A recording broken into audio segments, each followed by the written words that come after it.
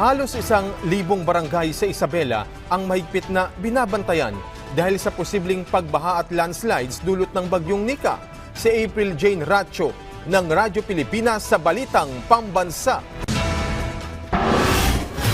Malakas na pagbayo ng hangin at pag-ulan ang patuloy na nararanasan sa lalawigan ng Isabela, lalo na sa coastal municipalities nito dulot na rin ng bagyong Nika. Sa datos ng Mines and Geosciences Bureau MGB Region 2, nasa 988 na barangay ang kinakailangan ngayong bantayan sa probinsya mula sa posibleng pagbaha at pagguho ng lupa. Ang mga barangay na ito ay galing sa lahat ng bayan at syudad sa lalawigan.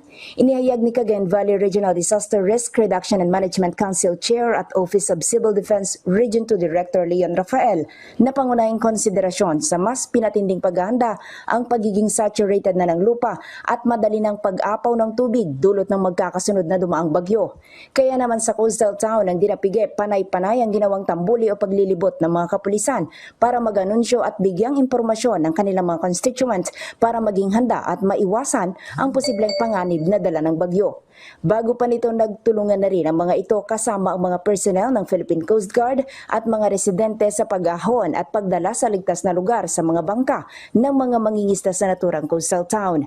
Dahil nasa tropical cyclone wind signal ang buong lalawigan, mahigpit na ipinagbabawal ng provincial government ang paglayag ng anumang uri ng sasakyang pandagat, paglangoy, pangingisda at iba pang aktibidad sa mga kailugan at karagatan. Maliban dito, mahigpit ding ipinatutupad ng pulisya ang liquor ban kung saan ipinagbabawal ang pagbenta, pagbili at pag-inom ng mga nakalalasing na inumin sa lahat ng tindahan.